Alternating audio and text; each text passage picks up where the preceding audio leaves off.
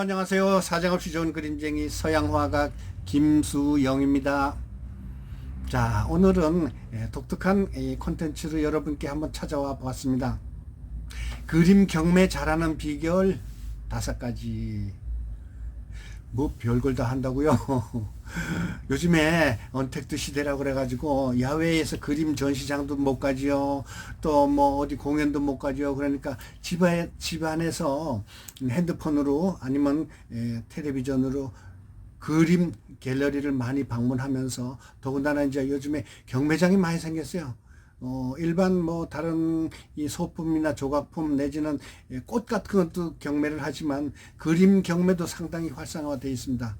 그래서 배우 TV에서도 최근에 이제 그거를 또 개설을 했습니다. 오픈아트 미술 경매 이래가지고 이제 시작을 했는데요. 요는 여러분들이 그림을 잘한다 하시지만 그림을 구입할 때 경매에서 놓치는 경우가 몇 가지 있어요. 그래서 제가 그거를 차분하게 하나하나 한번 설명을 해 드릴게요. 그 5가지 중에 첫 번째, 자, 여러분 뭐 얘기 많이 들으셨겠죠. 살바도르 문디라는 작품. 이거는요 레오나르도 다빈치예요. 여러분 아시겠지만 뭐 모나리자, 그 유명한 모나리자의 작가인데요. 그분은 이탈리아 작가인데 1452년에 태어나서 1519년에 돌아가시잖아요. 근데 그분이 그린 그림인지도 모르고 어떤 사람이 런던 경매장에서 불과 크지도 않아요. 50cm 내외거든요, 그림이. 그런데 살바도르 문디라는 작품을 68,000원에 구입을 했어요. 1958년도에. 그러는데 최근에 2000년 가까이 돼가지고 그 그림이 얼마에 팔렸는가 하면은요, 5,040억 원. 크리스티 경매장, 뉴욕 크리스티 경매장에서 5,040억 원에 팔렸어요. 그러니까 68,000원짜리가 얼마나 많이 상승됐나요? 불과 30여 년 만에. 이래서 미술 경매라는 것은 한마디로 말해서 순식간에 대박이 나는 경우도 있고요. 온 이 가정에 대대로 먹고 살 만한 거대한 돈이 들어올 수도 있는 거예요. 물론 그림이라는 건 다 천차만별이기 때문에 다 그렇지는 않겠지만, 그래서 그 작품을 제가 이제 이미지를 미리 올려놨으니까 보시고요. 자, 그림 경매에서 요령 5가지. 그 중에 첫 번째가요, 방금 얘기했듯이 그림의 소장 가치를 판단하자. 뭐 여러분도 아시겠지만 가장 중요한 게 그거잖아요. 소장할 필요가 있을까? 저 그림 내가 가지고 있으면은 참 얼마나 그 값 있는 그림이 되고 또 나에게 이익이 되는 그림일까라는 거를 먼저 생각하고 경매에 참여하시면 되겠습니다. 그림을 보실 때 뭘 먼저 보시나요? 잘 그렸다, 이쁘다, 환하다, 아 멋있다, 뭐 이런 감탄사가 나오겠지만, 우선 경매에 있어서는요 값어치를 따져야 되니까 그림이 독창적인가 아닌가를 판단하셔야죠. 또 독창적이고 뭐 흔해 빠진 그림보다는 이 작가만의 독특한 그림을 사면 좋겠죠. 훗날 얼마나 이 그림이 발전 가능성이 있는가, 한마디로 말해서 돈이 잘 될 수 있을까 하는 게 우선 소장 가치가 있어야 되고요. 경매에서는 뭐 하러 경매를 하겠습니까? 자기 집에 아름다운 그림을 걸어 놓는 것도 중요하지만 재산 가치가 돼야 될 거 아니겠습니까? 기왕이면 뭐 도랑치고 가재 잡고 자, 그래서 가격 상승은 얼마나 될까, 또 흔하지 않은 기성품이 아닌가, 그거를 신경을 쓰셔가지고 작품을 고르실 때, 아, 이게 진짜 내가 보기에는 세상에 없는 그림이다, 아니면 좀 조금 부족하긴 하지만 이 사람들의 초기 작품으로서는 이 정도면 잘 그렸다, 아니면은 참 우리 집에 참 어울리겠다라는 것도 괜찮긴 하지만, 이게 가능성, 가령 피카소의 청색시대 그림은 나중에 훗날 큐비즘이 발전이 될 수 있는 그런 그 가능성의 그림이거든요. 청색시대 그림은 피카소 그림 같지 않아요. 그런데 나중에 그 제대로 된 그 큐비즘은요, 세계 그 어느 작가가 생각하지 못한 그런 아이디어와 그런 그 이미지를 창출해낸 게 피카소잖아요. 그렇듯이 여러분의 안목도 좀 키워야 됩니다. 야, 이거는 처음 보는 작품이네. 요게 또 가능성이 있네. 요게 크면은 얼마나 또 멋있을까, 얼마나 또 돈이 될까라는 것을 생각하셔가지고 가능성 제일 먼저 보시고요. 창작성, 독창성을 중요하게 생각하시기 바라겠습니다. 자, 요즘에 그림 경매에 있어서 진짜 예상외로 싼 금액에 많이 경매가 되고 있어요. 왜 그런가 하면은요, 지금 코로나 시대라서 화가들이 작품 전시회 하기도 힘들어요. 왜 그런가 하면은 대관료, 인사동의 대관료가 화랑 대관료가 50평, 100평짜리가 일주일 빌리는데 1,000만 원 빌려주는 데도 있어요. 1,000만 원에. 어마어마한 금액 아니겠습니까? 가난한 화가들이 그런 전시장에서 전시하면 얼마나 좋겠어요. 그런데 전시회 한번 하려면 1,000만 원의 대관료가 들어가고요. 책을 찍어야 될 거 아니겠습니까? 프로그램, 프로필 섞인 자기 작품집을 만들어야 되는데 그것도 만만치 않아요. 싸게 해서 몇백만 원이고 심지어 두껍게 책처럼 제대로 하려면 몇천만 원이 또 들어가요. 그리고 홍보비도 들어가고요. 또 오프닝 세리머니 할 때 여러분 모셔가지고 또 와인잔도 또 위하여도 한번 해야 될 거 아니에요. 그러면은 돈이 많이 들어가요. 그렇기 때문에 이름 없는 작가들, 신예 작가들은 그렇게 감히 비싼 돈을 들여서 전시회를 할 수가 없어요. 그래서 경매장에 그냥 눈물을 머금고 내놓는 작가들도 많아요. 자기 작품을. 그래가지고 한 작가가 그냥 뭐 수십 점을 완판을 하는 경우도 있어요. 근데 이제 그분들이 내놓는 가격과 또 경매사들이 이 정하는 가격과의 갭이 좀 있죠. 작가들은 좀 많이 받아야 되고 또 경매사들은 무조건 뭐 수수료만 먹으면 되니까 그냥 팔리면 되는데 그 중간 선 잡기가 쉽지 않아요. 그런데 더러는 아주 꾼들이 있어가지고요. 이게 진품이 아닌 경우도 있어요. 그게 무슨 뜻인가 하면요. 대량 제작해가지고 하는 그림도 있고요. 심지어 여러분은 판단하기 어렵겠지만 우리는 대단합니다. 중국에서 수입한 그림도 많아요. 그래가지고 우리나라 작가에 사인을 해가지고 파는 경우도 있어요. 그런 거는 값어치가 안 나가죠. 경매에서 조심해야 될 게 가장 중요한 게 그겁니다. 한 가지 소재를 여러 가지로 그려가지고 사인해서 파는 경우도 있고요. 또 심지어 요즘에 그 인쇄를 기술이 얼마나 좋아요. 인쇄를 해가지고 거기서 그린 것처럼 살짝 칠해가지고 파는 경우도 있어요. 이거는 문제되죠. 경매에서 그걸 제일 중요하게 신경 써야 됩니다. 그 다음에 오리지널 창작 작가의 작품을 살짝 베끼는 경우, 이거는 언젠가 재판에서 걸린 적이 있는데요. 오리지널 작가가 내 작품을 모방했습니다 하고 이제 고발을 했는데 전체 화면 중에 30% 이상만 모방 안 하면 된다 이런 얘기도 있었어요. 그게 무슨 뜻인가 하면은 물론 판사하고 검사님께서 미술의 조예가 깊지는 않았겠죠. 뭐 전문가는 아니니까. 그런데 이제 전문가들 얘기도 듣고 재판을 했는지 모르지만 전체 화면에 30% 이상만 안 뺏기면 된다 이런 얘기도 있어요. 참 애매모호하죠. 그러나 그런 작품은 소장할 가치가 조금 없는 것만은 틀림없는 거죠. 또 어느 연예인이 남이 그려가지고 사인만 한 것도 있잖아요. 그것도 저는 아니라고 생각합니다. 누구라고 얘기는 안 할게요.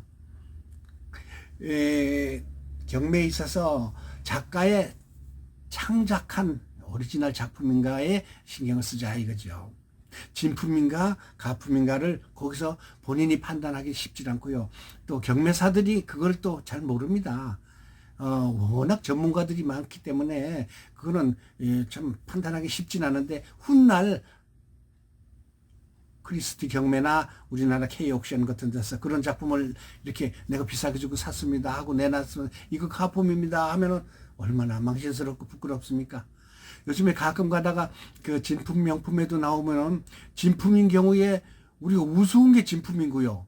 또 아주 정교하고 잘 된 것 같은데 이거는 가품입니다 하면은 그 연예인들이 나와 출연한 사람들이 깜짝 놀라잖아요. 그렇듯이 제가 생각하기에는요, 진품인가 가품인가를 잘 판단하셔야 된다는 것을 두 번째로 말씀드렸어요.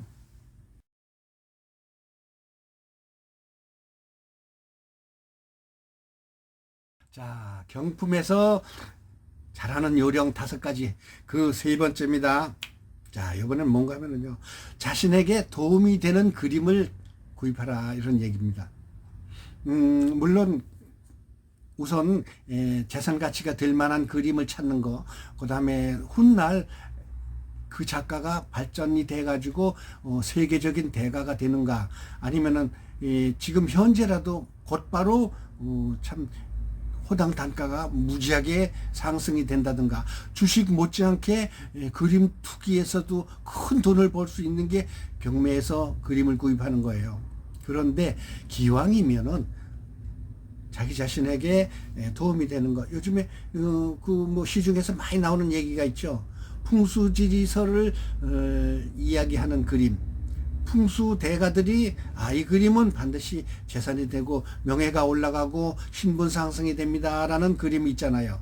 해바라기 그림이 그 대표적인 예인데, 그 재물이 많이 들어온다고 그러잖아요. 그 해바라기 안에 황금 이파리가 가득한 그 가운데 해바라기 씨가 가득하잖아요. 그게 다 동전이고 재산이랍니다.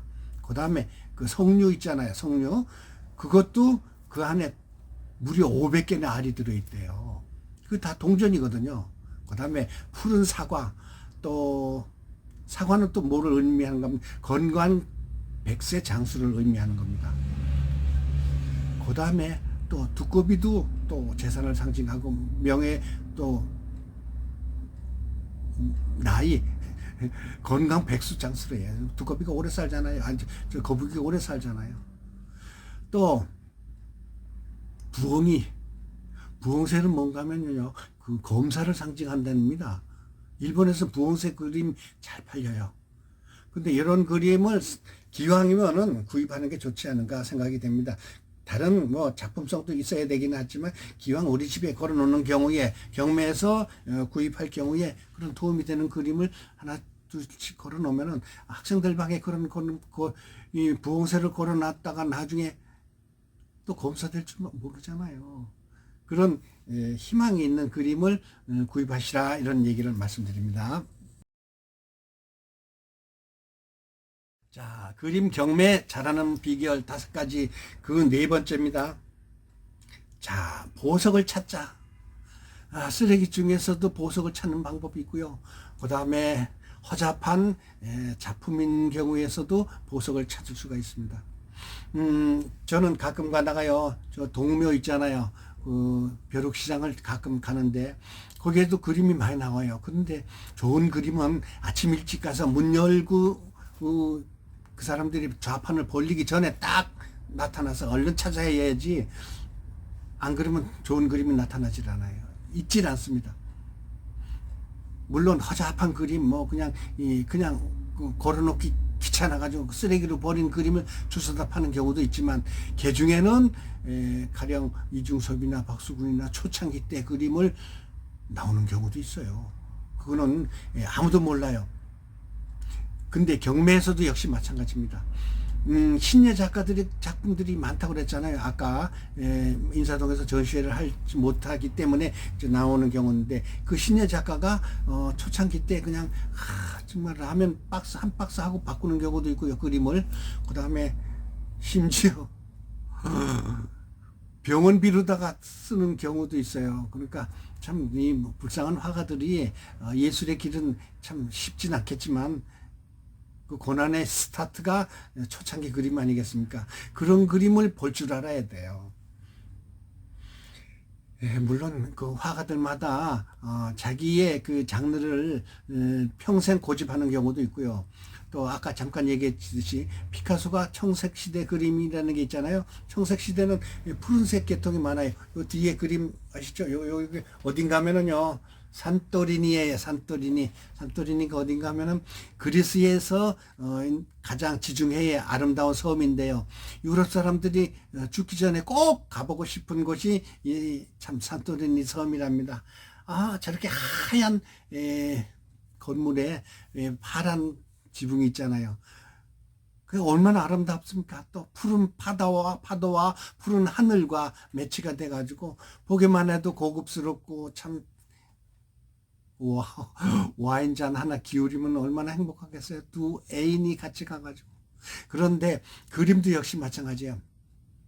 아름다운 그림, 완벽한 그림이 아니어도 초창기 화가들의 작품을 구입해가지고 자기 자손에게 물려주는 거예요. 나 이거 어느 시대 때 사놓은 그림이다 하고 뒤에다 메모지를 하나 해놓으세요. 구입 가격 얼마고 또 작품 이 타이틀은 뭐고 사이즈는 얼마니까 네가 나중에 보관해놨다가 훗날 재산 늘려라 하고 사주는 거예요. 그러니까 이 보석을 판단하는 안목이 좀 있어야 되겠죠. 아까 얘기한 처음에 스타트에 얘기한 살바도르 문디, 레오나르도 다빈치 작품은요 초창기에 그림이 그 스케치 형식이었답니다. 그림을 보니까 스케치 형식인데 스케치도 중요하긴 하지만 작가가 초창기에 캔버스 살 돈이 없어가지고 그림을 그 위에다 덧칠을 했어요. 그러니까 오리지널 그림은 아까 얘기한 살바도르 문디가 뭔가면은 세상을 구원하는 사람이란 뜻인데 그 한 손에는 그 유리 구슬 그 지구를 들고 있고요. 한 손에는 하나님을 상징하는 이렇게 표시를 하고 있습니다. 그런데 그 작품이 68,000원에 샀는데요. 5,040억이랬잖아요. 그러니까 5억짜리 천채 아파트. 그렇게 값이 뛴 그림이 있어요. 그러니까 보석을 지금도 경매에서 여러분이 차지하시기 바라겠습니다. 사실 이게 금방 현금화되거나 금방 뭐 주식에서 막 그냥 뛰어 올란다가 상한가처럼 그렇게 오른다고 생각하면 안 됩니다. 장기적인 안목으로 대를 이어서 한두 개쯤 사가지고 유산으로 남겨줍시다. 오야 우리 조상님께서 이거를 나한테 물려주셨네 하면서 훗날 진품 명품에서 비싼 값에 팔 수 있는 그림을 지금 보석으로 생각하시고 구입해 놓으시면 좋겠습니다.